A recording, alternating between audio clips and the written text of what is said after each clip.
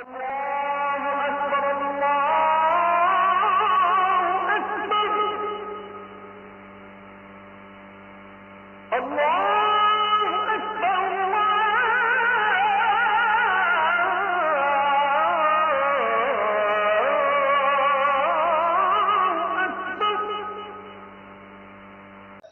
আয়না ঘর বানিয়েছে, পৃথিবীর ইতিহাস পাল্টিয়ে দিয়েছে।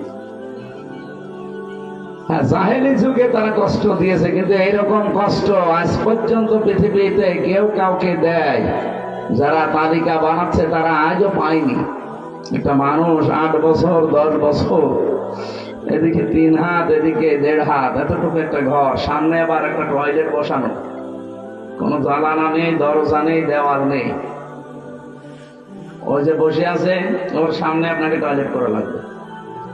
এখানে যারা জেল খেটেছে জিজ্ঞাসা করেন, জেলখানায়ও টয়লেট আছে, কিন্তু মানে বেশি উঁচা না, দেওয়ালগুলো এই 1-1.5 হাত 2 হাত হবে। আপনি বসলে দেখা যায় না, দাঁড়ালে দেখা যায়। এইরকম সিস্টেম থাকলে কি টয়লেটই হবে? তাও তো 1-1.5 হাত 2 হাত আছে। আর ওগুলো কিছুই নেই। আমি নিজেও তো ছিলাম ওখানে মাটির নিচে, আমিও 10 দিন ছিলাম রিমান্ডে, যে কয়দিন ছিলাম আমি দেখেছি ওখানে কিচ্ছু নেই।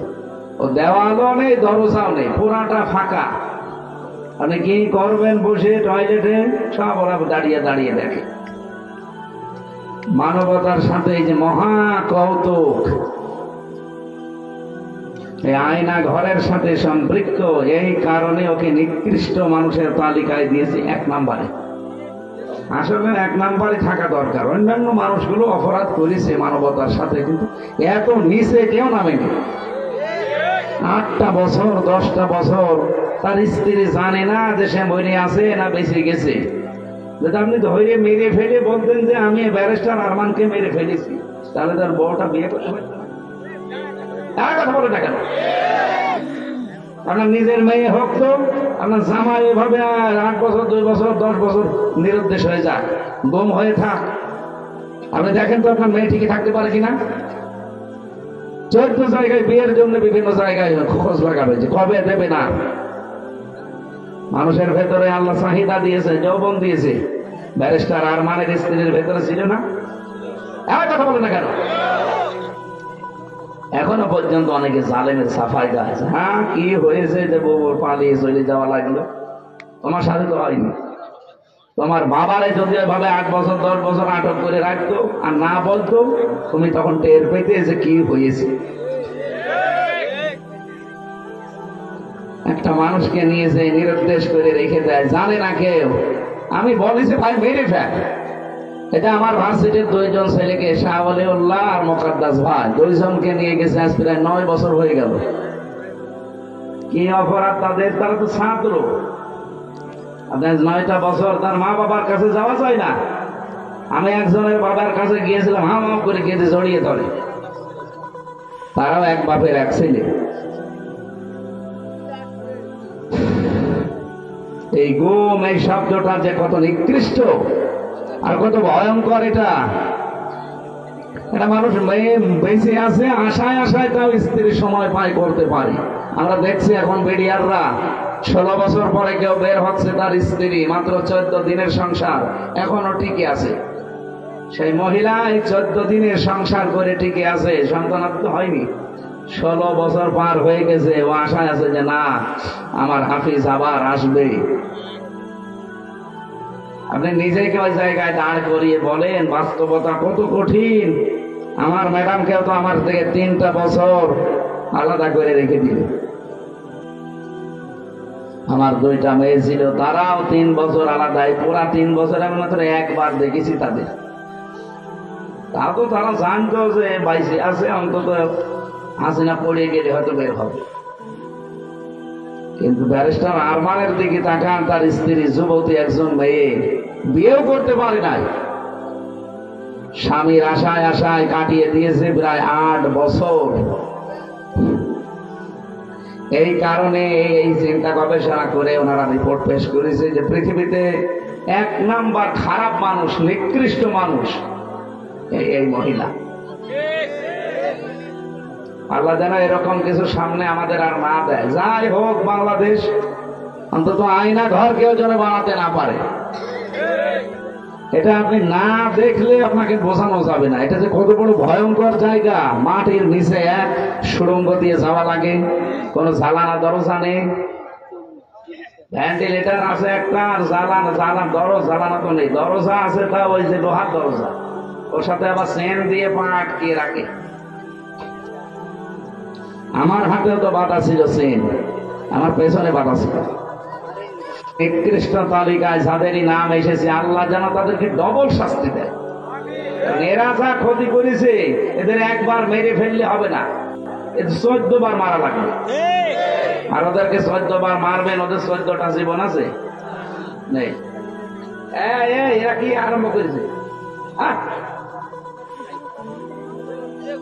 হ্যাঁ, পেছন দিক থেকে ডাক দেন তো, কারা কারা আছেন ডাক দেন। সব বন্ধ করেন, বসেন, পরে আমি ঘন্টাখানে কথা বলি, এরপরে যা করার করি। মাহফিল যারা দেয় এরা শোনেন।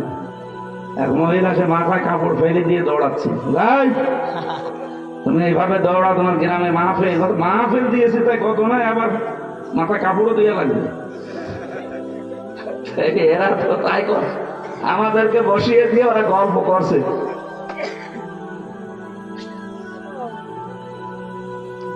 রাজশাহীবাসী আমরা যারা রমজানুল মোবারকে আজকে কোরআনের একটা কথা শোনা, বাকি 11 মাস 70 বার এরকম তাফসীর মাহফিলে হাজির হওয়ার সময়। যদিও আমরা সারাদিনের না খাওয়া শরীর ক্লান্ত, তারাবি পড়ে অনেকেই ক্লান্ত হয়ে গেছে, এখন ঘুমানোর সময়। সামনে 2টা বড় বড় কাজ আছে, তাহাজ্জুদের নামাজ পড়বো, সেহরি খাবো, এরপরে ফজরে পড়ে কর্মজীবনে যাবে অনেকে। আমি রমজান মাসে এগুলো নেই না, জোর করে আপনারা নিয়ে এসেছেন, আমিও পারি না, আপনারাও পারেন না। আল্লাহু আকবার। যতটুকু পারছি আমরা চেষ্টা চালাবো, কোরআনের যে আয়াত পড়েছি ওই আয়াত থেকে শিক্ষামূলক কিছু কথা নিয়ে আমরা বাড়ি যেতে চাই। মাহফিলের জন্য বললাম, ভালো হোক আর খারাপ হোক, মানুষ বেশি হওয়া কম হওয়া এটা কোনো ব্যাপার না। বাংলাদেশে বহু ন্যাংটার দরবারে যেয়ে দেখেন কত লক্ষ লক্ষ মানুষ, ওটা কি ভালো কাজ? বলেন বলেন। যারা বলে যে ন্যাংটা বাবা, আপনার কি বিবেক কি মরে গেছে?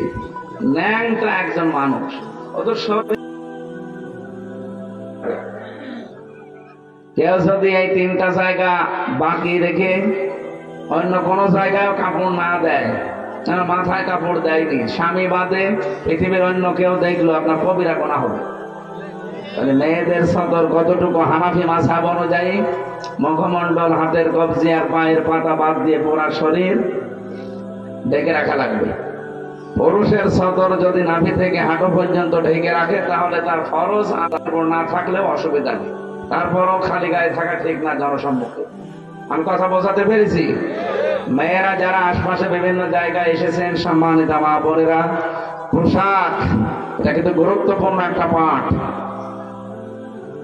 আল্লাহ রাব্বুল আলামিন কোরআনে কারিমে পোশাকের ব্যাপারে তিনি কথা দিয়েছেন, লেবাসুত তাকওয়া দিয়েছেন। যেন মেয়েদের লেবাস পোশাক যেটা তাকওয়া, আর ওইটা হচ্ছে সালোয়ার কামিজ। আপনারা যারা স্বামী আছেন, বড় ভাই আছেন, বাবা আছেন, যারা বানিয়ে দেন, সালোয়ার কামিজ বানিয়ে দিলে এটা সর্বোত্তম পোশাক। আপনি মদিনার মিউজিয়ামে যেয়ে দেখবেন, ওখানে এখনো হযরতে ফাতেমাতুজ জোহরার একটা পোশাক আছে। ওইটা কিনা আমি জানি না, কিন্তু একটা সিস্টেম আছে টাঙানো, এই হাত পর্যন্ত হাতা, পা পর্যন্ত লম্বা। মেয়েরা যারা এসেছেন, আপনার স্বামীকে, আপনার বাবাকে বলবেন যে সালোয়ার কামিজ বানিয়ে দেন, সে যে বয়সেরই হোক, অসুবিধা নেই।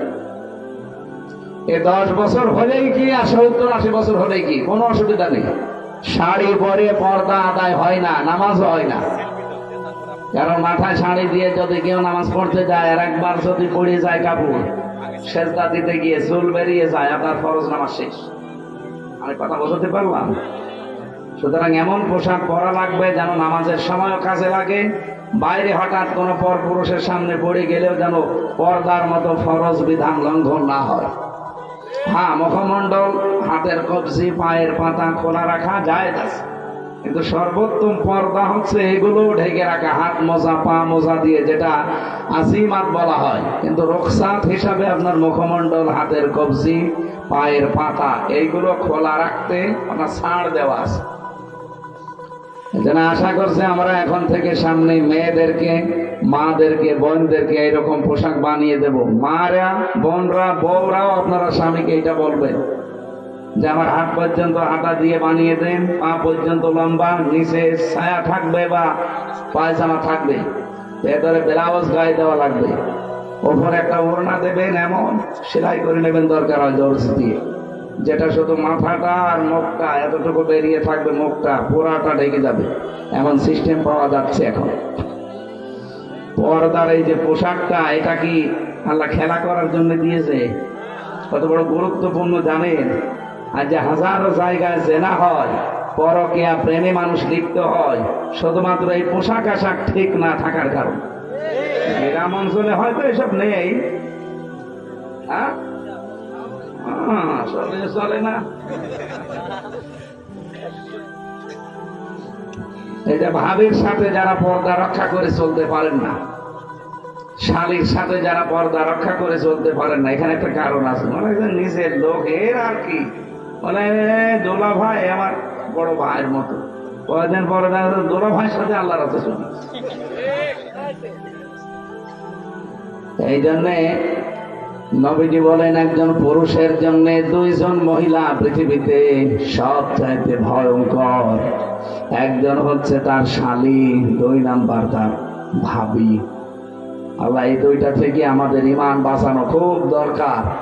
যেতে এখানে কিছু মনে করি না তো আমরা, কখন যে আমাদের ঈমান চলে যায় আমরা টেরও পাই না। এই দুই জায়গায় পর্দা রক্ষা করা নফল না ফরজ? বলেন বলেন। আমি বেঁচে গেছি যে আমি এক বাপের এক ছেলে, আমার কোনো ভাবি নেই, আর আমি যারে বিয়ে করেছি আমার কোনো শালীও নেই, আলহামদুলিল্লাহ। যার দুটো জিনিস থেকে আল্লাহ আমারে বাঁচিয়েছে। একজন মহিলার জন্য দুইজন পুরুষ মানুষ সবচাইতে ভয়ঙ্কর এবং ঈমান কেড়ে নেওয়ার মতো। একটা হচ্ছে তার দোলা ভাই, আর একটা হচ্ছে দেবর। আমারে আল্লাহ এদিক থেকেও বাঁচিয়েছে, আমি কারো দেবরও না, দোলা ভাইও। আমার তো নেই ম্যাডামই, আমার দোলা ভাই বলবে ওই চাচা তো, মামা তো, খালা তো যারা আছে, ও চাচার সাথে কোনোদিন দেখাও হয় না, ও দোলা ভাই বলে। কয়েকটা শালা আছে, তারা দোলা ভাই বললেও আমার অসুবিধা নেই। এখানে এই দুইটা জায়গা যেহেতু ভয়ঙ্কর, পুরুষের জন্য আমরা খুব খেয়াল করে থাকবেন। নবীজি বলেন এই দুইটা চারটা, দেবর, দোলা ভাই, শালী, ভাবি, একে অন্যের জন্য মৃত্যু। কি বলেন তো? মরণ দেখলে মানুষ যেভাবে ভয় করে চলি, এদের দেখলে ঈমানের খাতির এরকম ভয় করে চলা লাগবে। আল্লাহ আমাকে সহ প্রত্যেককে এটার উপরে আমল করার তৌফিক দেন, বলেন আমিন। রমজানুল মুবারকে যেহেতু এক রাত আমরা আজকে 1 ঘন্টা জেগে থাকবো, 11 মাসে 70 ঘন্টা জেগে রাখার সওয়াব আল্লাহ দান করবে। এই যে এই সওয়াবটা কেন? রমজানুল মুবারক এটা কিন্তু 1500 বছর আগেও ছিল, তখন এরকম 70টা সওয়াব হতো? বলেন, হয়তো না। পৃথিবীতে এক একটা জিনিসের দাম বাড়ার পেছনে একটা জিনিস দায়ী থাকে বা কাজ করে। কাবা শরীফ আছে, এই জন্য মক্কার দাম বেশি। কি কথা বলে না? কাবা শরীফ যদি বাংলাদেশে হয়তো, বাংলাদেশেরও দাম বেড়ে যেত। মদিনায় নবীজির রওজা আছে, এ কারণে মদিনার দাম আল্লাহ বাড়িয়ে দিয়েছেন। এখানে যারা হজ করেছে বা করবেন আমরা জানি, মদিনায় কিন্তু যাওয়া লাগে না হজে, মানে হজে যাওয়ার জন্য মদিনায় যাওয়া শর্ত না।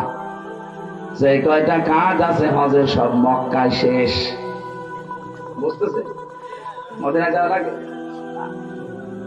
এরপরও পৃথিবীর যত মানুষ আছে যায়, আমি তো দেখেছি কোন মানুষ মদিনা না ঘুরে আসে না। আমি 16 সালে গিয়েছিলাম, আমি দেখেছি মানুষ অন্তত 40 ওয়াক্ত নামাজ, তার মানে 8 দিন 50টা, এই 8টা দিন মদিনার মসজিদে, নবীর এই মসজিদে যেভাবে হোক কাটায়। একটাই কারণ হচ্ছে সেখানে আমাদের নবী যার সার্টিফিকেট ছাড়া, যার সিগনেচার ছাড়া কেউ জান্নাতে যাবেন না, সেই লোকটা ঘুমিয়ে আছে। মুহাম্মাদুর, জবান খুলে পড়েন, মুহাম্মাদুর রাসূলুল্লাহ। রমজানের দাম বাড়ার পেছনে একটা কারণ আছে, তার নাম রমজান। নাম কি? শাহরু রমাদানাল্লাযী উনজিলা ফীহিল কুরআন। আল্লাহ বলেন এই সেই রমজান মাস, যে মাসে কোরআন নাযিল করেছি। তার মানে আজ থেকে প্রমাণ হয় রমজান কিন্তু এর আগেও ছিল। রমজান মাসের দামটা বাড়ার পেছনে যে কারণে যে বললাম, আজকের মাহফিলে যারা এসেছেন 11 মাস 70টা মাহফিল শুনে যে সওয়াব পেয়েছেন, আজকে তাই পাবেন খালি রমজানের কারণে। কারণ রমজানে আল্লাহ কোরআন নাযিল করেছেন। রমজানের দাম বাড়ার পেছনে কারণ কি বুঝলাম? কোরআন। বলেন বলেন, আরো জোরে বলেন। স্বামীর দাম কিসের জন্য? স্ত্রীর জন্য। কি কথা মনে হচ্ছে না? স্ত্রীর দাম কিসের কারণে? এই পৃথিবীতে যে সমস্ত মহিলাদের স্বামী আছে, ওরা কোরআন শরীফ খুঁজে দেখবেন, তাদের নাম কিন্তু আল্লাহ কোরআনে দেয়নি। কি কথা বুঝতেছে?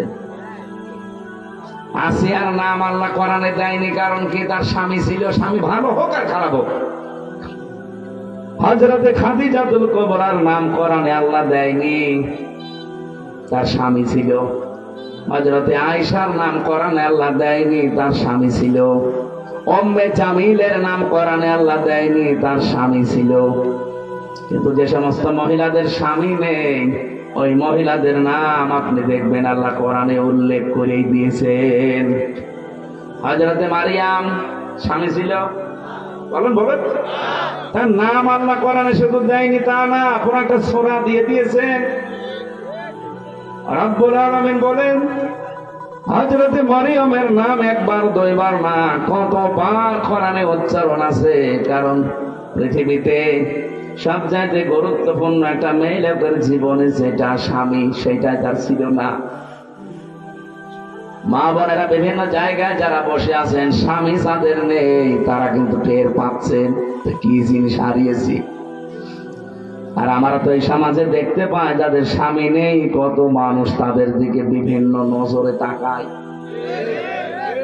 তারা যে কত অসহায়, কত রকমের উলটপালট কথা শোনা লাগে এই সমাজে। রাস্তা দিয়ে হেঁটে গেলেও একটা মানুষ আশেপাশে মন্তব্য করে যে ওই যে যাচ্ছে, ওর বাংলায় বললাম না আমি, বলে না? এখানে স্বামী যাদের আছে কদর করবেন, সম্মান করবেন। বিশ্ব নবী জানিয়েছেন, কোন স্ত্রী যদি অবস্থায় মারা যেতে পারে যে তার স্বামী তার উপরে রাজি ছিল, আল্লাহ পাক পেছনে কিছু, আরো জোরে বলেন সুবহানাল্লাহ।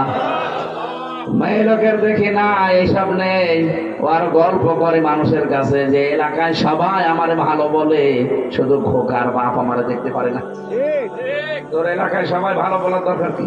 ভালো বলা লাগবে তো এইটা, এক কথা বলে না কেন? এই যদি তোরে ভালো না বলে, তামাম দুনিয়া ভালো বললেও আল্লাহ রাজি হবে না। এই জন্য মেয়ে লোককে যদি মরে যায়, স্বামী যদি লাশের পাশে দাঁড়িয়ে বলতে পারে, না আমার স্ত্রী কিন্তু সত্যি আমার মন মতো, আমি তার উপরে 100 ভাগ খুশি, আল্লাহর কসম ওই মেয়ে লোকের ছোটখাটো আমলগুলো আল্লাহ মাফ করে দিয়ে নিজেও খুশি হয়ে যাবে। এখানে আমরা যারা স্বামী আছি, মন থেকে বলতে পারবেন যে আমার স্ত্রীর উপর আমি 100 ভাগ খুশি। এরকম স্বামী হাত তোলেন তো,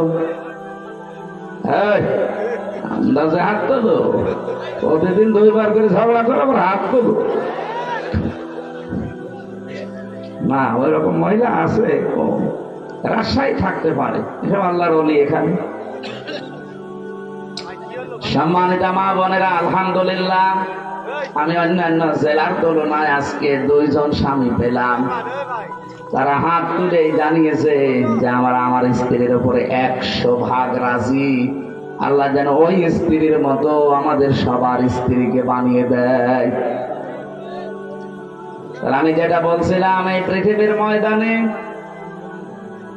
একজনের দাম বাড়ার পেছনে আর একটা জিনিস দায়ী বা তার পেছনে কাজ করে। হন্না লিবা সল্লাকুম ওয়া আনতুম লিবাসুল্লাহুন্না। স্বামী স্ত্রী একে অন্যের পোশাক। কি পোশাকের কাজ? কি পোশাকের প্রায় 27টা কাজ আছে। এক নম্বরে পোশাকের কাজ হচ্ছে, পোশাক মানুষের লজ্জাস্থান ঢেকে রাখে। কথা বলেন না কেন? স্বামী স্ত্রী দুইজনের কিন্তু এই চরিত্র হওয়া লাগবে, একে অন্যের দোষ গোপন করে রাখবে।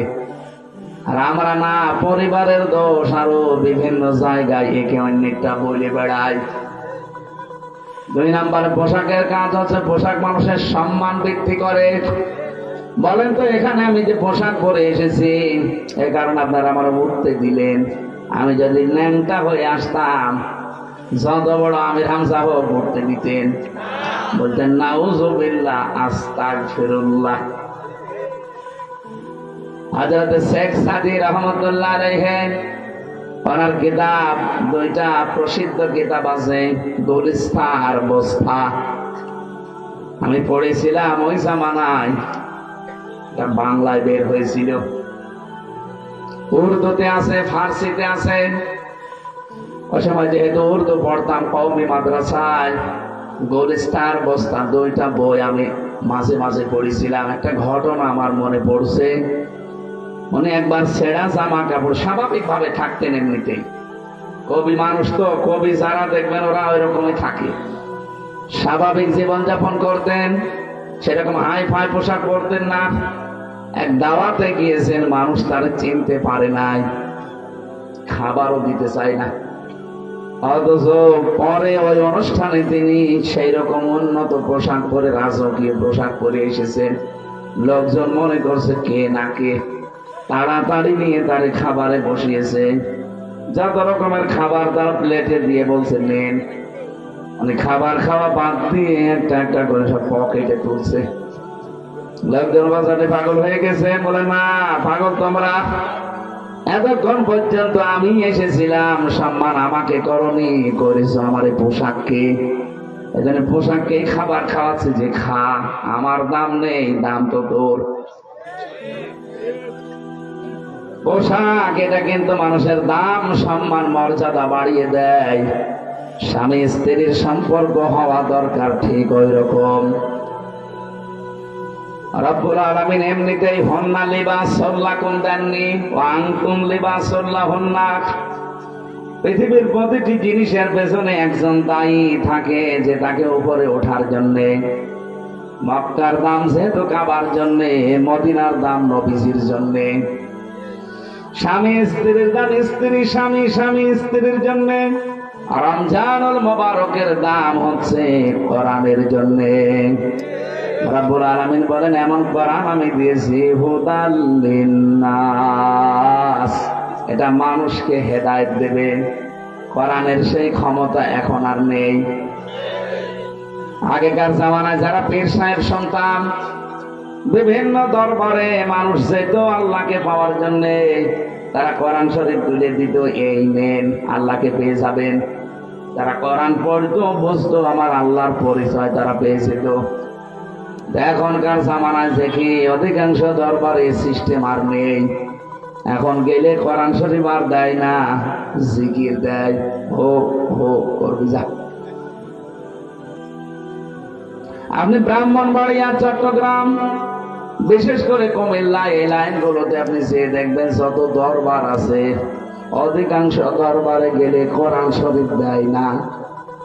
আমার তাহেরি ভাই এক পীর, ওখানে লেখা আছে আল্লামা পীর মুফতি গিয়াসউদ্দিন আত-তাহেরি রহমতুল্লাহ, ও তো মরেনি, রহমতুল্লাহ বলা ঠিক হবে না, মাদ্দাজিল্লুহুল আলিয়া।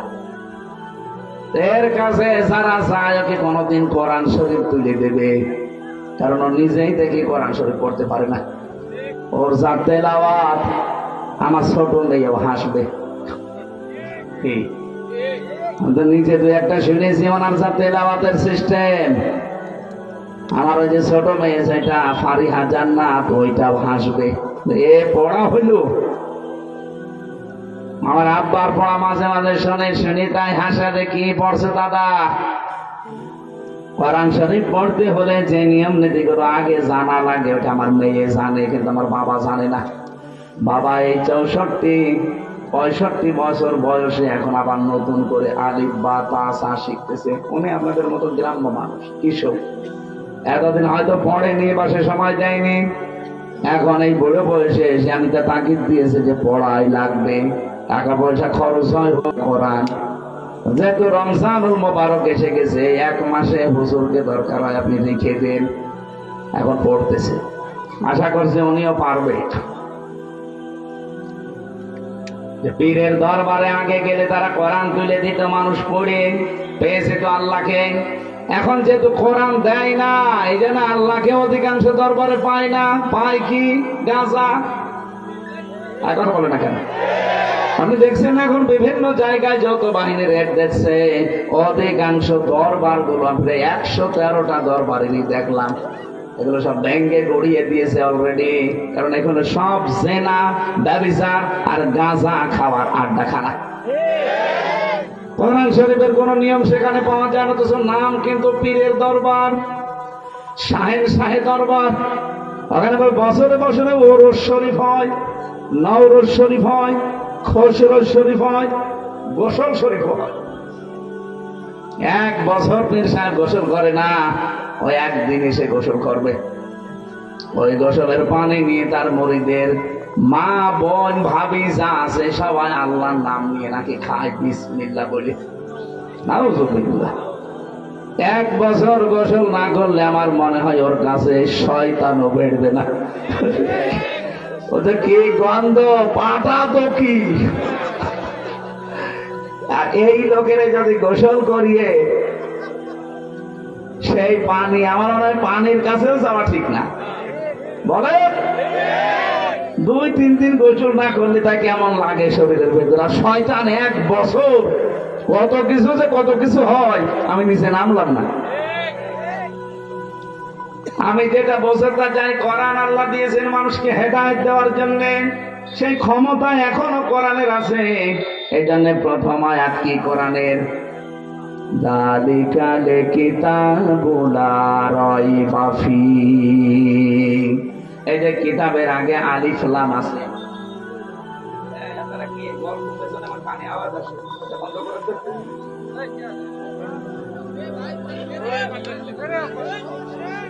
সামনে নিয়ে আসেন, সামনে আপনারা আবার গিয়ে বিড়ি খেতে যাচ্ছেন নাকি? হ্যাঁ, রমজান মাসে, রমজানে ওপেনে 2 নিকৃষ্ট মহিলা বিড়ি খাচ্ছিল, কি আপনারা দেখেননি? এরা আবার এখন ফতোয়াবাজি করছে। স্বরাষ্ট্র উপদেষ্টার পদত্যাগ চায়। স্বরাষ্ট্র উপদেষ্টা যা বলেছে ঠিক করেছে, পাপ লিখতেছে আপনি রোজার মাসে ধূমপান করবেন। মানে এখনো পর্যন্ত আইন আছে যে 50 টাকা জরিমানা যদি ওপেনে কেউ সিগারেট খায়, বিড়ি খায়, নেই। আর ওরা মেয়ে লোক, ওকে মেয়ে লোক বলা যায়। ওর স্বামী যদি বিড়ি মিড়ি খায় তাও তো একটু হালকা মেনে নেওয়া যায়। আর ও শয়তান মহিলা, ওরে চিরিয়ে ফেলা দরকার শয়তান বলে। আবার সুশীল নাম নিয়েছে। এগুলো বাংলাদেশের জন্য সাদাবাস, কোন ছিনতাইকারী, কোন ডাকাত, কোন চোর ধরা পড়ে বিচার লাগবে না, সঙ্গে সঙ্গে বিসমিল্লাহি ওয়া আলা মিল্লাতি রাসূলিল্লাহ বলে মাটির নিচে দিয়ে যাবে। মিনহা খলাকনাকুম বলার দরকার নেই, কারণ এগুলো সমাজের জন্য ক্যান্সার। আর এগুলো করছে কারা আমরা খুব ভালো করে জানি। এই মহিলা পালিয়ে যাওয়ার পর থেকে প্রায় 27টা কলো তৈরি করেছে, কি করে দেশকে অশান্ত করা যায়। যাওয়ার আগে আইসিটি কে বলে গিয়েছিল, আমি যাওয়ার পর 1 মাসের ভেতরে বাংলাদেশের অবস্থা এমন করবা যেন দাঁড়িয়ে থাকতে না পারে।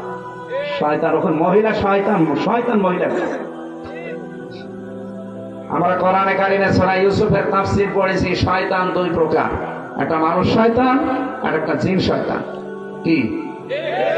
এই মানুষ শয়তানের ভেতরে আবার 2 প্রকার, একটা পুরুষ শয়তান, একটা মহিলা শয়তান।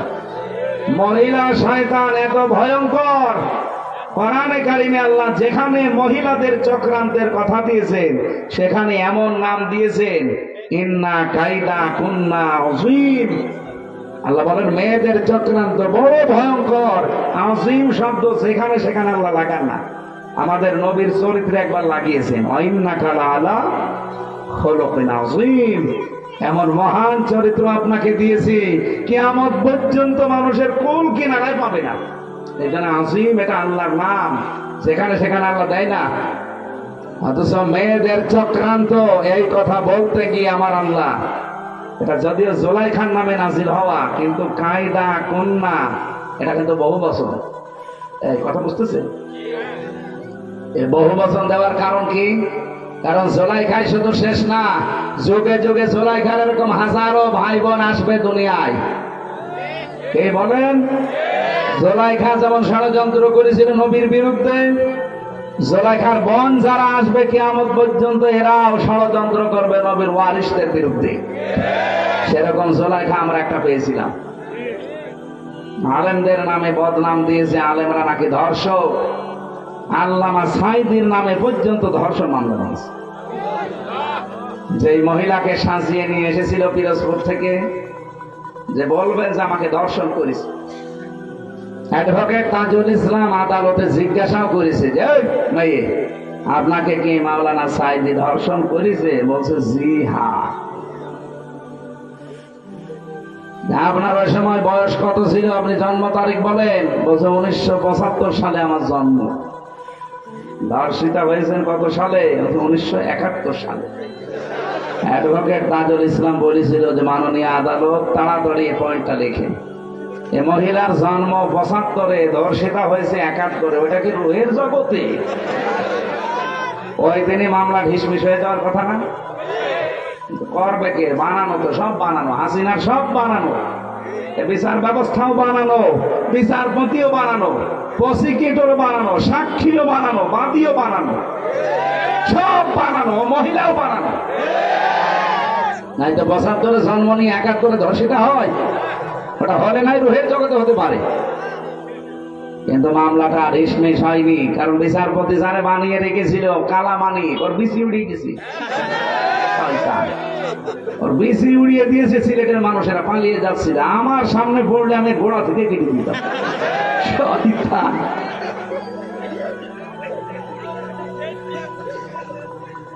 সেদিন আমার গাজীপুরে মাহফিল ছিল। আমি সেই রুমে ছিলাম ফাঁসির কন্ডেম সেলে, ওর পাশের রুমে আমি ছিলাম 16 নম্বরে, 15 নম্বরে, ওনাকে এখন 16 নম্বরে আছে। কারারক্ষী আমার বলছে হুজুর ওই শয়তান আমার আন্ডারে। তখন বললাম খাবার খুব কম করে দেবে। ওর বিসি উড়ে গেছে। যাক, ওর বিসি দিয়ে কি করবে? ওর বিসির কোনো কাজ আছে? শয়তান আল্লামা সাঈদীকে বলে ফাঁসি দিতে পারলাম না, এই জন্য আমার জীবনের বড় আফসোস। ওরে পিটিয়ে মেরে ফেলা দরকার। শয়তান কলার পাতায় শুয়েছিল। এই কথা বলেন, কি দৃশ্য দেখেছেন? কলার পাতায় শুয়ে থাকার সময় মাথায় আবার টুপি দিয়েছে। শয়তান যাতে মাথা হলো তারা ঠিক ছিল। কলার পাতায় তো শুয়ে আছে, মাথায় টুপি দিয়েছে, আর বেল্ট কি মাজা চলে না, আবার বেল্ট দিয়েছে। গলায় গামছা দিয়ে টানতে টানতে নিয়ে আসছিল সিলেটের মানুষগুলো। কত মানুষ ডিম মারছিল, পচা ডিম। দেখেন না আদালতে? আল্লাহ বলেন আযাব মুহিন, এটা অপমানজনক শাস্তি। আলেমদের বিরুদ্ধে যত নিকৃষ্ট কাজ এই শয়তানগুলো তালিকা বানিয়েছিল, 116 জন আলেমে, এরা নাকি ধর্ম ব্যবসায়ী। তার ভেতরে আমার নাম 10 নম্বর। সুবহানাল্লাহ, নাউযুবিল্লাহ। আমার ভাইরা, এই যে যালিকাল কিতাবু লা রাইবা ফীহি, কিতাবের আগে কেন আলিফ লাম দিয়েছেন? বালাগাত মানতিক যারা বোঝে, বিশেষ করে আরবি গ্রামারের কিছু নিয়ম আছে, আলিফ লাম যারা বুঝবে আলেমরা, দেখবেন ওখানে 4 প্রকারের নিয়ম দেওয়া আছে। আলিফ লামে ইস্তিগরাকি, এটা দরকন মানে ডুবন্ত পানি আছে না, ঠান্ডা গলার উপরে। আরেকটা চা যদি দিতেন তাহলে ভালো হতো। আপনাদের এই মানে সামিয়ানা দেখি আমি চাষ আমার সাহস পাচ্ছি এই এলাকা যে গরিব চাষ এই আমি করবো কি? তারপরে যদি থাকে না থাকে তো গরম পানি করে একটু দিয়ে। আমার মনে হয় এই বছরে যত অনুষ্ঠান করেছি আজকের এইটাই সবচেয়ে গরিব পার্টি। আমার যাওয়ার সময় তো আমার 300 টাকা দেবে না তো? না, যেদিন দিয়েছিল ওইদিকে ভালো আছে আলহামদুলিল্লাহ। তো আপনারা আরেকটু ভালো করে করতে পারতেন। এইটা তো রেকর্ড হচ্ছে, তো দেখছেন এটা কতগুলো কিরমান কাতুবি, এরা কালকে এটা দেখাবে, বলবেন এই রাজশাহীর বাগমারা এই দেওপাড়া নাকি এইটা যেন দেখাই না ভাই, একেবারে সরাসরি আসমান দেখা যাচ্ছে। থাক, তারপরে গরিব মানুষ হলেও এরা এদের ইমান শক্ত আছে আলহামদুলিল্লাহ। গরিব মানুষকে আল্লাহ এবং রাসূল বেশি ভালোবাসতেন, আমরাও এদেরকে বেশি ভালোবাসি। আর বাংলাদেশের রাজশাহী তো আমাদের কাছে, রাজশাহী, চাঁপাইনবাবগঞ্জ, সাতক্ষীরা আমাদের আবেগের জায়গা। সারা বাংলাদেশে আমার যতটুকু বাস্তবতা ধারণা আমি জানি, আল্লাহ যদি কিয়ামতে জান্নাত দেওয়া আরম্ভ করে প্রথমে সাতক্ষীরা দিয়ে আরম্ভ করবে, এরপরে চাঁপাইনবাবগঞ্জ, এরপরে রাজশাহী, আর আমার কুষ্টিয়া থাকবে 64 নম্বরে, কারণ গাঁজার আড্ডা। ও জেলায় জন্ম নিয়ে ঝামেলায় আছে, অন্য জেলায় জন্ম হলে ভালো হইতো, ছাতা পরিচয়ও দেওয়া যায়। আর বড় বড় শয়তান গুলো আল্লাহ পাঠিয়েছে ওখানে, ওইটা ইনু নুনু, এরপরে হানিফ, কত অত্যাচার যে করেছে আমার এই প্রায় এই কয়টা বছর এলাকায় ঢুকতে দেয়নি। আমি বাড়ি যাওয়ার আগে দেখি 10 জন পুলিশ বসে আছে, কি গো? তো হুজুর আমরা চলে এসেছি ধরার জন্য। এইরকম কঠিন অবস্থায় রেখেছি এই শয়তানগুলি। দর্পণ শব্দের শাব্দিক অর্থ বলছিলাম, দেখি আপনাদের মেধা কেমন। দর্পণ মানে কি? ডুবন্ত, হ্যাঁ, ডুবে যাওয়া। এখানে যে আলিফ লাম আল্লাহ দিয়েছেন, আল্লাহ রাব্বুল আলামিন এই আলিফ লামকে দর্পণ বলেননি। হ্যাঁ, আলহামদুলিল্লাহি রাব্বিল আলামিন, ওখানেও আলিফ লাম আছে হামদের আগে, ওইটা কিন্তু আলিফ লামে ইস্তেগরাকি। যত রকমের প্রশংসা আমি দুনিয়ায় করতে পারি সব আমি আমার আল্লাহর জন্য নির্দিষ্ট করে দিলাম। এখানে যা আছে যেটা মানুষকে হেদায়েত দিতে পারে তার নাম কোরআন। তার নাম কি? কোরআন ছাড়া হেদায়েত দেওয়ার কোন কিতাব দুনিয়ায় নেই। আছে? এই জন্য আপনাকে কিছু পেতে হলে এর কাছে আসা লাগবে। বাজ্জিনাতিম মিনাল হুদা ওয়াল ফুরকান। রব্বুল আলামিন বলেন কোরআনে কারীম এমন স্পষ্ট দলিল আর প্রমাণ দিয়েছি যে মানুষ এখান থেকে পথ নির্দেশিকা পাবে। অল ফুরকান, হক আর বাতিল পার্থক্যকারী একটা কিতাব। রাজশাহীবাসী, আপনি যদি এই রমজানে কোরআন পেলেন, রোজা রাখলেন, বাকি সামনের জীবনে যদি হক আর বাতিল পার্থক্য করে জীবন কাটাতে না পারেন, আপনার কাছে রমজান আসা না আসা সমান। আমি আশা করছি কথা বোঝাতে পেরেছি। এটা আসল কথা আজকে। আল ফুরকান, সত্য মিথ্যা পার্থক্য করে বাকি জীবন চালানো লাগবে। আর কতদিন এভাবে না বোঝার ভান করে থাকবেন? রমজানও পাচ্ছেন প্রতি বছরে বছরে, কোরআনও আছে আপনার কাছে। হক আর বাতিল কোনটার সামনে এটা দেখে যদি জীবন চালাতে না পারেন, আপনার জীবন ব্যর্থ। আজকে থেকে সিদ্ধান্ত নিয়ে যাওয়া লাগবে, কোরআন আমি বুঝতে চেষ্টা চালাবো, শিক্ষা চেষ্টা চালাবো, এমন ভাবে বুঝবো শিখবো যেন হক আর বাতিল সামনে কোনটা আমি পার্থক্য করে নিতে পারি। বলেন সুবহানাল্লাহ। আমার তেলাওয়াতকৃত আয়াত ছিল সূরা বাকারার 183 নাম্বার আয়াত। ইমানদারকে আল্লাহ ডাক দিয়ে জানিয়েছেন, ইয়া আইয়ুহাল্লাযীনা আমানু কুতিবা আলাইকুমুস সিয়াম।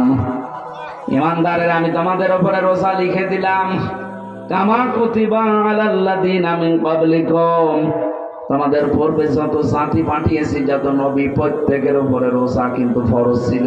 হ্যাঁ, তাদের সিস্টেম আলাদা ছিল, তাদের মাস আলাদা ছিল।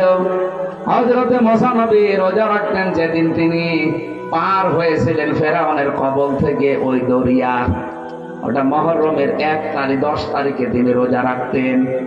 হযরতে ইব্রাহিম আলাইহিস সালাম রোজা রাখতেন, যিনি আগুন থেকে মুক্ত হয়েছিলেন মুহররমের 10 তারিখে। হযরতে নূহ আলাইহিস সালাম রোজা রাখতেন যেই দিন তিনি যদি পাহাড়ে তার নৌকা, তার কিস্তি ভেড়াতে পেরেছিলেন মুহররমের 10 তারিখে। অন্যান্য যত নবীর জীবনী পড়েছি, কোন নবীকে আল্লাহ রোজা দিতে বাদ দেননি, প্রত্যেককে রোজা দিয়েছেন। হয়তো তাদের বছরে 1 দিন 2 দিন 3 দিন এরকম ছিল, আমাদেরকে আমার আল্লাহ রোজা দিয়েছেন বছরে 1 2 3 3 দিন না, 1 মাস। কতদিন? এটার যতগুলো উপকার আছে তার অন্যতম উপকার হচ্ছে অটোফেজি। নাম শুনেছেন? অটোফেজি 2017 সালে আবিষ্কার করেছে।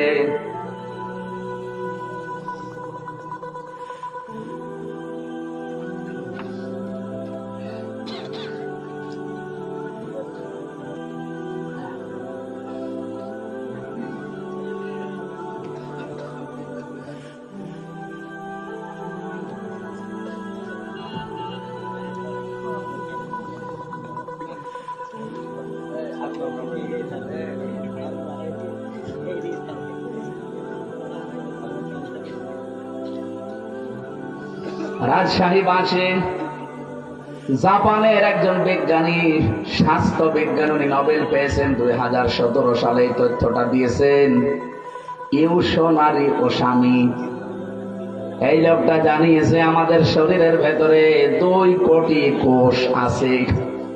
একাধারে যদি মানুষ 12 মাস খাবার খেতেই থাকে, বন্ধ না করে খাবার খাওয়া, তাহলে এই শরীরের ভেতরে আরো আশপাশে কিছু বৃদ্ধি হয় কোষ।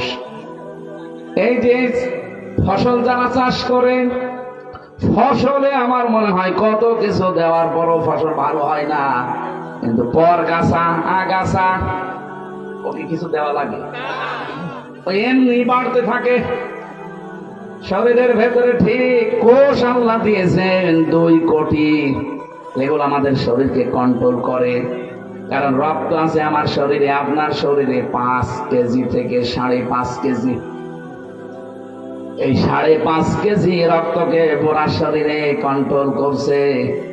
এই কোষগুলো যদি না থাকে, 5 প্রকার ক্যান্সার দেখা দেবে যদি ওই কোষ বৃদ্ধি হতেই থাকে। 2 নম্বরে টিউমার বৃদ্ধি হবে। যারা 11-12 মাস একাধারে খেতেই থাকে, তাদের এই 2টা রোগ বেশি হওয়ার সম্ভাবনা, কারণ ওই কোষগুলো বাড়তে থাকে। উনি চিন্তা করলেন আল্লাহর দেওয়া, মানে কি গড, হয়তো গড বলে, গডের দেওয়া কোষ বাদ দিয়ে বাকি যে কোষগুলো আছে এইগুলো কি করে নষ্ট করা যায়। আগাছা নষ্ট করতে হলে যেমন গোড়া কেটে বাদ দেওয়া লাগে, কি নয়তো আবার ওখান থেকে জন্ম নেবে। আপনি সারও দেবেন না, মাটিও দেবেন না, ঔষধও দেবেন না, ওই এমনি জোর পেয়ে যায়, এমনি বাড়তে থাকে। আর আপনার ওই অতিরিক্ত ওই আগাছা পরগাছা কোষগুলো যদি বাড়তে থাকে, তাহলে আপনার শরীরের ভেতরে রক্তে 5 প্রকার ক্যান্সার হবে এবং টিউমার বাড়তে থাকবে। হয় টিউমার গুলো অনেকের ভেসে ওঠে, যে একটা ভেসে উঠেছে, হয়তো একটা ভেসে উঠবে কারোর ভেতরে, কারোর ভেতরে চাপা থাকবে, ভেসে ওঠে না। টিউমার 2 প্রকার।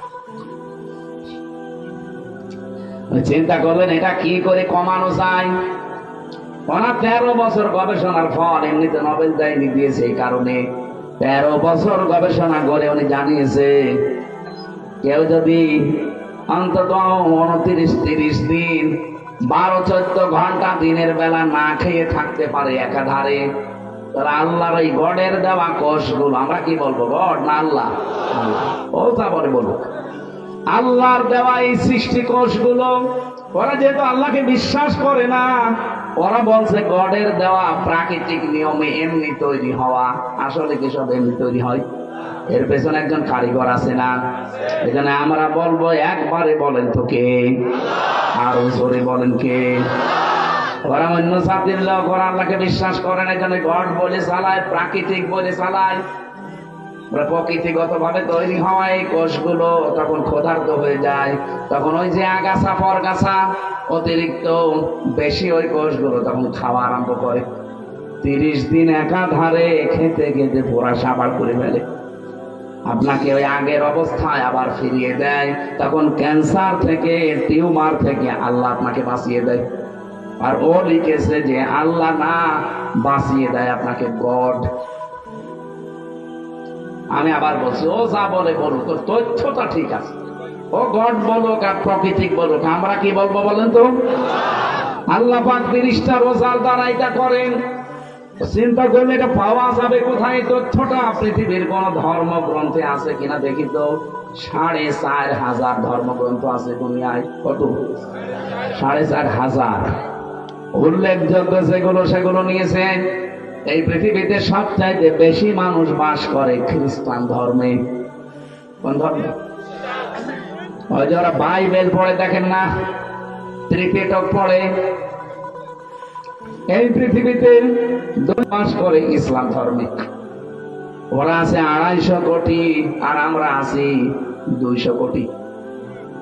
যেভাবে মুসলমান আরম্ভ হয়েছে সারা বিশ্বে, বিশেষ করে ইংল্যান্ডে, আমেরিকায়, মুসলমান যেভাবে বৃদ্ধি হওয়া আরম্ভ হয়েছে, আমাদের চরিত্র, আমাদের অ্যাক্টিভিটিস, আমাদের যদি কাজকর্ম আরো উন্নত হতো, সাহাবীদের মতো মুসলমান আরো বেড়ে যেত। আমরা বাটপারি করি, সিটারি করি, প্রতারণা করি, এই জন্য ওরা মনে করে মুসলমান ও সাথে হওয়ার দরকার নেই।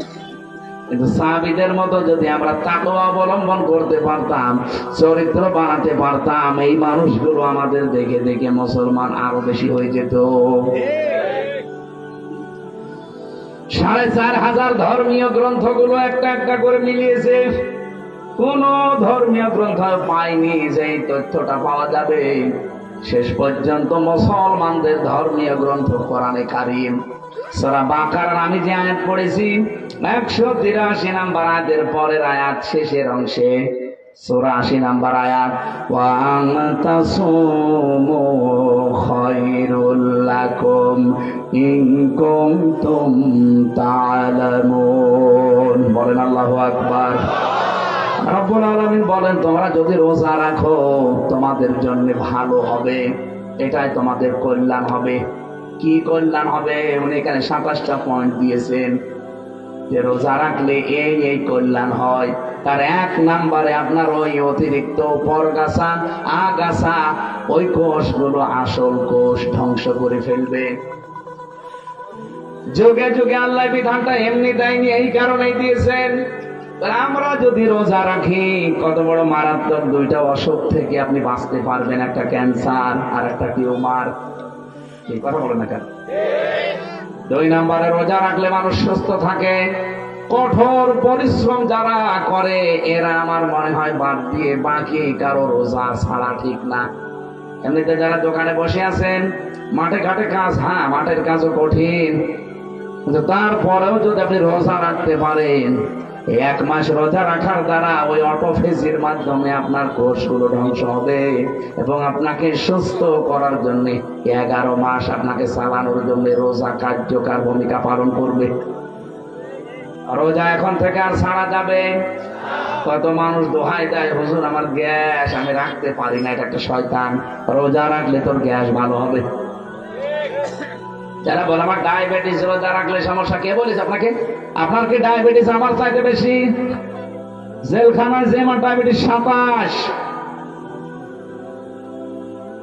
37 পর্যন্ত চলে গিয়েছিল। নিজে রোজা রেখে 3 দিনে আমি এখন দেখছি যে না, আমি আরো ভালো আছি, ডায়াবেটিস আমার কন্ট্রোলে হয়ে গেছে। এজন্য রোজা রাখলে বিজ্ঞান প্রমাণ করছে, কেউ যদি 12-14 ঘন্টা দিনের বেলায় না খেয়ে থাকতে পারে, তার ডায়াবেটিসও কন্ট্রোল হয়ে যায়। আল্লাহ কি এমন যে এমন বিধান উনি দিয়েছে যেটা আমাদের শরীরের সাথে মানাবে না? না, এই জন্য উনি বুঝে শুনে দিয়েছেন এই বিধানটা, যেহেতু শুধু আমাদের উপরে না, আমাদের পূর্বে যত জাতি আল্লাহ পাঠিয়েছে সবার উপরে এইটা ছিল, আমাদের উপরেও ছিল, কিন্তু 1 মাস না 6 মাস। আল্লাহ পাক বলেন, আমার নবী যখন এসেছিল আমি তাকে 6 মাস রোজা দিয়েছি। উনি তো আনন্দে যে 6 মাস রোজা পেয়েছি, অন্যান্য উম্মতেরা মাত্র একটা পেয়েছিল বছরে, আর আমরা 99 সাথে দেখা 6ষ্ঠ আসমানে মেরাজ থেকে আসার সময় বলে না আপনি ফিরে যান, আপনার উম্মতরা পারবে না, আপনার উম্মতেরা পারবে না। আমার উম্মত এত শক্তিশালী ছিল, তারা পাহাড় কেটে কেটে ঘর বানাতো, তারা 900 বছর 1000 বছর হায়াত পেত। আর আপনার উম্মত মাত্র 60-70 বছর বাঁচে, তা লাস্টিং করে না। যত ভেজাল খাবার এখন আমাদের ভেতরে ঢুকতেছে, এই ভেজাল খাবার খেয়ে আমার মনে হয় 60-70 না 40 বছরে আমরা 80 বছরের মতো হয়ে যাচ্ছে। যেহেতু মনে চলে আসলো, যারা ভেজাল দিচ্ছেন খাদ্যে, ফরমালিন দেন, ঔষধ লাগান, এটার দ্বারা যাদের স্বাস্থ্যহানি হয়, বিভিন্ন অঙ্গ প্রত্যঙ্গ নষ্ট হয়ে যায় খাবার খেয়ে, কিয়ামতে আপনি খুনি আসামি হয়ে উঠবেন। কারণ এগুলো একটা মানুষ মারার একটা কারণ। হয়তো সরাসরি মারছেন না, অন্য লাইনে আপনি মেরে ফেলছেন মানুষকে। কথা বলেন না কেন? যারা এই যে ফলের ব্যবসা করেন, ফলে কত কিছু দিয়ে তাজা করে রাখেন, তরকারির ব্যবসা করেন, তরকারিতে কত কিছু দিয়ে তাজা করে রাখেন, ওই তরকারি ওই ফল আপনার ছেলেকে আপনি খাওয়াবেন, আপনার মেয়েকে খাওয়াবেন? আপনি ওই সময় তো খাওয়াতে চান না। বাকি গুলো তো যারা ক্রেতা, তারা তো আপনার ছেলে মেয়ের মতো মনে করা লাগবে। এই জন্য যে মানুষগুলো এই যে রমজান এসেছে পণ্যের দাম বাড়িয়ে ক্রাইসিস তৈরি করে, আপনার নামাজ রোজা তারাবি কিচ্ছু কবুল হচ্ছে না, সব মাঠে মারা যাচ্ছে। যদি কবুল হয় তাহলে সূরা আরাফের আয়াতগুলো মিথ্যা হয়ে যাবে। হযরত সালেহ আলাইহিস সালাম, সালেহ না শুআয়ব আলাইহিস সালাম, তার জামানার মানুষদেরকে আল্লাহ ধ্বংসই করেছিলেন এই খাদ্যে ভেজাল দেওয়া আর ওজনে কম বেশি করার কারণে। বাংলাদেশে অনেক উম্মতের ভেতরে এটা এখন নেই, ওজনে কম বেশি। বলেন বলেন কি যে আছে ওর হাতের ভেতরে, এরকম করে 1 কেজি 1.5 কেজি হয়ে যায়। আবার নামাজ পড়তে যায় 5 ওয়াক্তের জায়গায় 6 ওয়াক্ত মিলে পড়ে না। আপনার নামাজ পড়তে কে বলেছে? আপনাকে নামাজ পড়ার অর্থই হচ্ছে আপনি ওজনে যেন কম বেশি না করেন, খাদ্যে যেন ভেজাল না দেন, জমিনের আইল যেন না ঠেলেন। সারা জমিন 1-1.5 বিঘা 2 বিঘা চাষ করছে ভালো, আইলের কাছে গেলে ওর নাঙ্গলের মাথাও খারাপ, ওর মাথাও খারাপ, মানে এমন চিকন করে মনে হচ্ছে যে বুল সিরাপ বানিয়ে ফেলেছে আইল। আরে ভাই, আইলটা একটু তো বড় করে রাখা দরকার, 2 জনে ছাড় দিয়ে যেন মানুষ একটা হেঁটে যেতে পারে, একটা সীমানা পিলার। ওইটা জোর করে করে কাটতে কাটতে যদি চিকন বানিয়ে ফেলেন, যতটুকু বেশি করেছেন যদি এক বিগত হয়ে যায়, কিয়ামতে এরকম জমির 7টা মাথার উপরে চাপিয়ে দেবে, তখন নেন কত লাগে। আমরা এখন থেকে সিদ্ধান্ত নেব, খাদ্যে ভেজাল আজকে থেকে বন্ধ হবে। আর যারা এগুলো করছে, এত কড়াকড়ি করা দরকার তাদের উপরে, কারণ তারা মানুষ হত্যা করার স্বামী। এক কথা বলেন না কেন? খাদ্যে ভেজাল দেওয়া, ফরমালিন দেওয়া, ঔষধ দেওয়া, এবং যারা পণ্যগুলো ক্রাইসিস করে তৈরি করে আটক করে রেখে, এই রোজার মাস আসলে মানুষ এগুলো বেশি করে। আমি বিশ্বের অন্যান্য দেশের সাথে মিলালাম, তারা মুসলমানেরা রোজার মাস আসলে অন্য মাসে যদি 100 টাকা কেজি থাকে, রোজার মাস হলে 70 টাকা করে দেয়। আর এই দেশে যদি 70 থাকে, রোজার মাস হলে 100 টাকা করে। আপনার এত দরকার, লাভ ক্ষতি এটার আসল মালিককে? আরো জোরে বলেন। আমরা তো এটা মনে করি না, তাহলে রোজার মাসে রোজাদারদের, আল্লাহর বান্দা বান্দীদের কষ্ট দেওয়ার জন্য বাড়িয়ে দিতাম না। মনে করি না আমার লাভ বেশি করা লাগবে। আরে ভাই, লাভ আপনার হবে 170-এর জায়গায় 100 টাকা, 70-এর জায়গায় 100 টাকা নিয়ে আসবেন, এদিকে আর এক রাস্তা খুলে দেবে আল্লাহ, 200 টাকা চলে যাবে। মাথার ভেতরে যেগুলো আছে, একটা যদি নাট বল্টু ঢিল হয়ে যায়, আপনি টের পাচ্ছেন, শেষে 100 না, ওরকম 1000-100 যাবে। কম্পিউটারে দেখলাম মাথার ভেতরে আছে ফ্রন্টাল লব, অক্সিপিটাল লব, প্যারাইটাল লব, টেম্পোরাল লব, মোটর কর্টেক্স, সেন্সরি কর্টেক্স, লব 70,000 তার দিয়ে, রগ দিয়ে আল্লাহ পুরা মাথাটা পুরা শরীরের সাথে কন্ট্রোল করছে। বিজ্ঞান এখন দেখাচ্ছে যদি একটা তার অকেজ হয়ে যায়, হামসা পাগল হয়ে যাব, নিজের পায়খানা নিজে খাবে। আপনি কার দিকে ভরসা করে জোর করেন বলেন? আল্লাহর বিধান বাদ দিয়ে আপনি আন্দাজে উপায় করছেন, এগুলো থাকবে থাকবে না। এই জন্য খাদ্যে ভেজাল ফরমালিন এগুলো মুক্ত হওয়া দরকার। এই মুহূর্তে সিদ্ধান্ত নেওয়া লাগবে। রোজা এসেছে এগুলো দেওয়ার জন্য। কামা কুতিবা আলাল্লাযীনা মিন ক্বাবলিকুম, এর পূর্বে যত জাতি তাদেরকে রোজার এই শিক্ষায় ছিল। নবীজি বললেন আমি তো আনন্দেই ছিলাম। মুসা নবী আমাকে বলছে আপনি কমান, পারবেন আপনার উম্মত। আমি বারবার গিয়েছি, আল্লাহ কমিয়েছে, শেষে 1 মাস। মুসা নবী আবার বলছে যান, আবার কমান, না আমার লজ্জা করে, যা নিয়েছি এইটাই হোক। সঙ্গে সঙ্গে জিবরাইল এসে বলে হে রাসূল, আল্লাহ কিন্তু 1 মাসই রোজা লিখে দিয়েছিলেন। আল্লাহ যেটা লেখে ওটা কি পরিবর্তন হয়? যেহেতু আপনার কনসিডারের কারণে আল্লাহ কমিয়ে দিয়েছে, কিন্তু পরিবর্তন হবে। ওরা যদি 1 মাস হক আদায় করে রোজা রাখতে পারে, মহান আল্লাহ তাদেরকে 6 মাস রোজা রাখার সওয়াব দিয়ে দেবেন।